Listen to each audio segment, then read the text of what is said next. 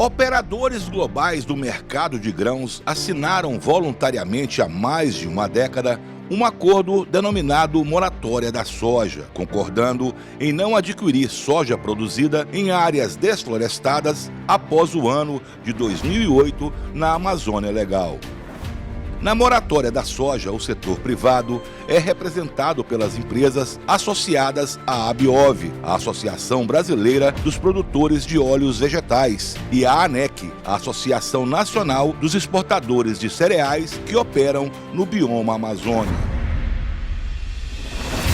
Agricultores alegam que a moratória da soja é muito mais restritiva do que a atual legislação brasileira, o Código Florestal, que autoriza proprietários de áreas na Amazônia Legal a desmatarem até 20% de suas propriedades. Os produtores argumentam que a moratória impede que aqueles que plantam soja em áreas desmatadas, ainda que legalmente, possam colocar sua produção no mercado. A soja produzida na Amazônia Legal representa 13% da soja plantada no país. A maior parte da produção do grão ocorre no Cerrado e não é abrangido pela moratória.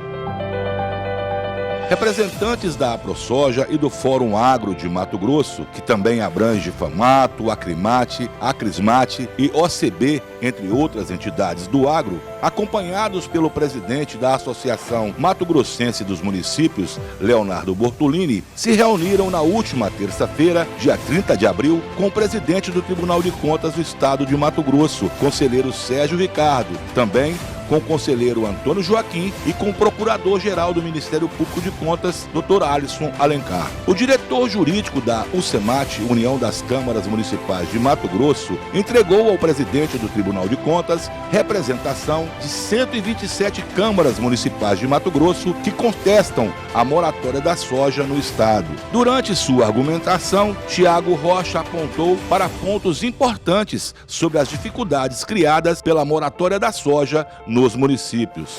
A moratória da soja é um acordo comercial realizado entre empresas adquirentes da produção de soja que se comprometeram a não comprar soja de áreas desflorestadas após julho de 2008.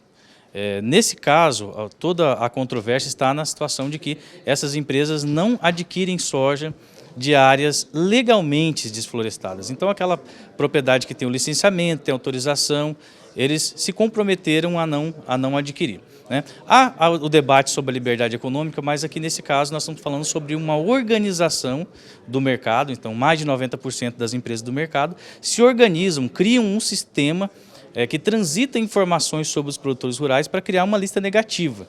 É isso que impacta, no caso, para os municípios. Então, nós temos municípios que já estão com áreas consolidadas, foram abertas antes do ano 2000, predominantemente, e esses municípios passam agora a industrializar a sua produção. É um caminho natural.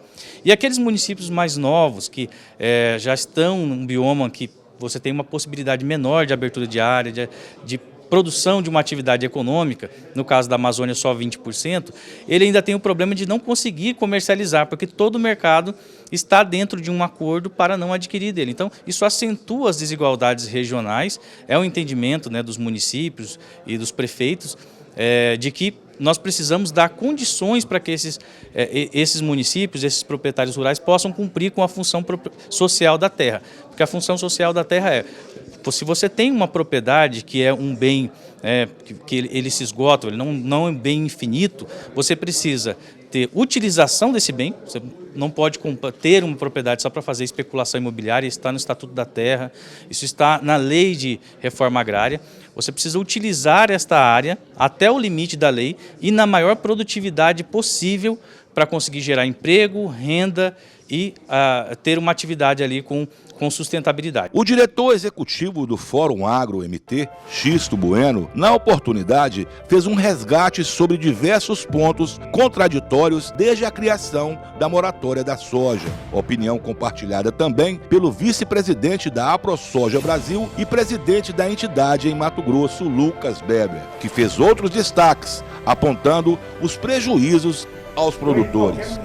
Mas o grande reparo, a grande coisa que pode acontecer e que precisa ser feita é que haja um respeito à legislação nacional e que esses produtores possam abrir as suas áreas dentro do que a lei determina. Não estamos falando de desmatamento ilegal, estamos falando da lei nacional, para que eles possam trabalhar, comercializar e produzir com sustentabilidade, que é o grande mote, né, o mote da agricultura brasileira. E há muitos anos a gente vem trabalhando pela extinção da moratória da soja, porque ela sobrepõe o nosso Código Florestal brasileiro, que é o mais moderno, mais restritivo do mundo.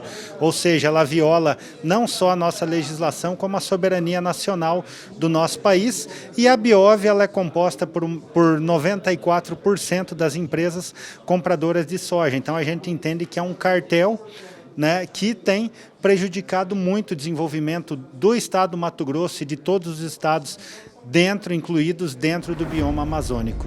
Os impactos econômicos, ambientais e sociais da moratória da soja nos municípios foi também lembrado pelo presidente da Associação Mato Grossense dos Municípios, Leonardo Bortolini. A AMM já apresentou um documento como repúdio à moratória, assinado por 104 prefeitos. A UCEMAT apresentou essa relação de 127 câmaras e agora o Fórum Agro mais a ProSoja, sendo recebido pelo presidente Sérgio Ricardo, pelo conselheiro Antônio Joaquim, para essa pauta que tem o aval da AMM, por entender que está sendo feito um acordo internacional que está sobrepondo a legislação brasileira para beneficiar aí algumas empresas hoje que são responsáveis pela comercialização de 95% da soja produzida no Brasil, que é exportada.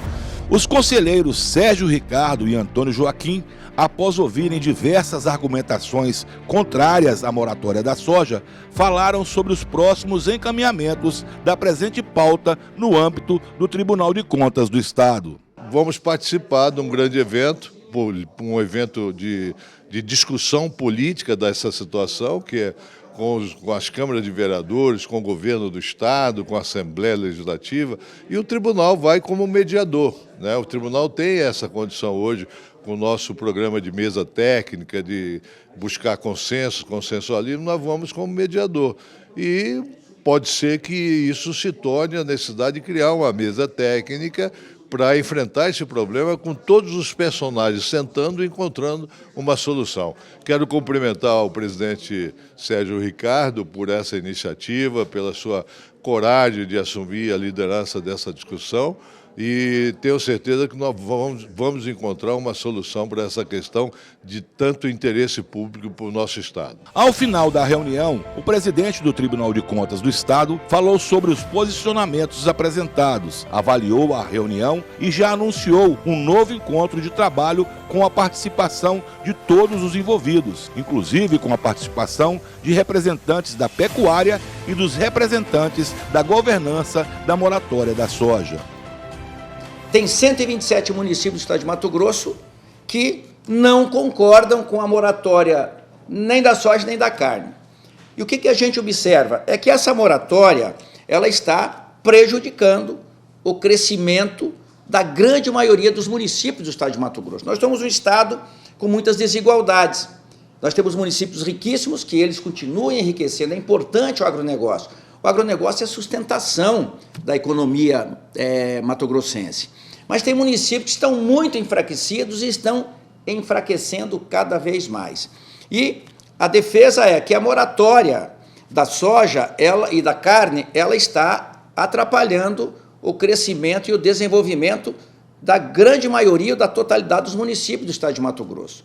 Então, a discussão que essas instituições, que essas entidades trouxeram para o Tribunal de Contas hoje, ela é de fundamental importância. O Tribunal defende o crescimento de todos os municípios, um crescimento igualitário, né? E o posicionamento desses municípios, 127 municípios, que são contrários à continuidade da moratória, na soja e na carne. Então, o Tribunal de Contas, que tem a preocupação com as desigualdades, e o Tribunal de Contas que busca o fim das desigualdades, entende que essa discussão ela tem que se aprofundar, ela tem que ter continuidade, ela tem que ocorrer.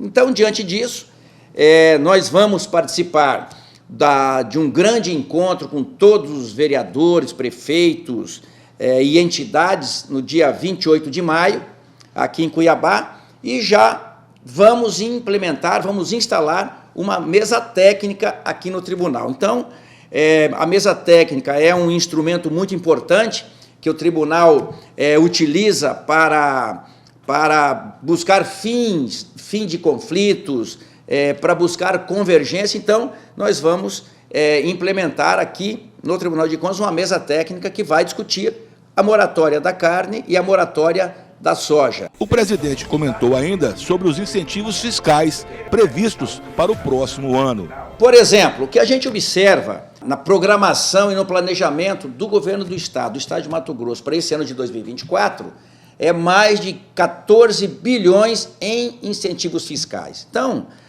a gente pergunta quais são os programas, eu sei que o PRODEIC é um deles, mas quais são os outros programas que vão ser contemplados por esse valor, por esse volume de mais de 14 bilhões de reais. E esses programas, essas empresas que farão jus a esses recursos, que serão incentivadas, que receberão incentivos, elas vão cumprir tudo aquilo que está previsto na lei do incentivo, naquela específica lei, como, por exemplo, a do PRODEIC. Então, essas discussões todas, elas serão feitas. Mas é muito importante o que a gente ouviu aqui das associações, da representatividade dos municípios, é que os municípios não conseguem se desenvolver por conta da moratória. Município que tem capacidade de plantar soja, por conta da moratória, não planta, porque não tem condição depois de exportar. Então, é essa política que leva em consideração legislação internacional, discussões internacionais, e acaba não respeitando a própria legislação brasileira. A legislação brasileira, a legislação ambiental é duríssima, a lei brasileira é duríssima. Mas hoje que se observe, o que a gente ouve de todos esses que estiveram conversando aqui conosco hoje, que são representantes de produtores pequenos, médios e grandes, tem pequeno produtor que não consegue exportar, médio produtor que não consegue exportar e grande produtor que não consegue exportar, porque a moratória os atinge e eles ficam sem conseguir se defender, sem conseguir terem, que sejam analisados os seus recursos para voltar a fazer parte do grupo de exportadores. Então, essa discussão toda, por que está se exportando, por que uns têm direito, outros não têm, todos esses assuntos serão discutidos aqui, né, nessa mesa técnica. É um assunto muito importante, porque tratamos da economia do Estado, do desenvolvimento do Estado, do desenvolvimento dos municípios e do fim das desigualdades.